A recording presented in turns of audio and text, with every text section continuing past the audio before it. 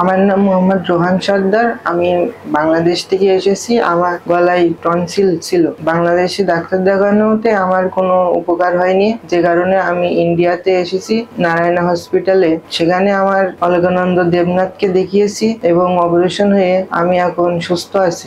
আমার নাম ইয়াকুব সর্দার, আমার ছেলে রোহান সর্দার। আমি বাংলাদেশে অনেকদিন ডাক্তার দেখাইছি, অনেকদিন তো ভুগছিল, কোনো উপকার হয়নি। আমি ইন্ডিয়াতে আসছি বারাসাত নারায়ণ হসপিটালে। এসে এখানে অলকানন্দ ডাক্তারের দেখাই অপারেশন করি, আমার ছেলে এখন সুস্থ।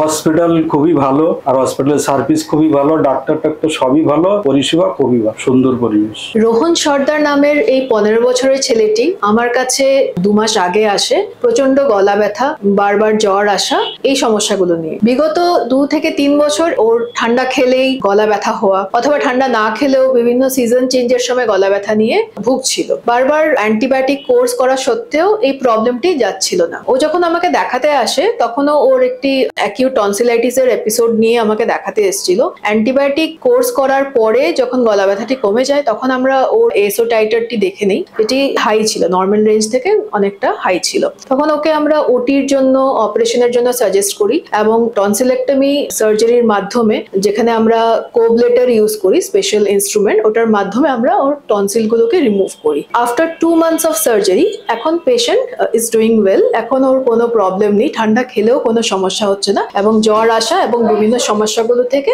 রিলিফ আছে।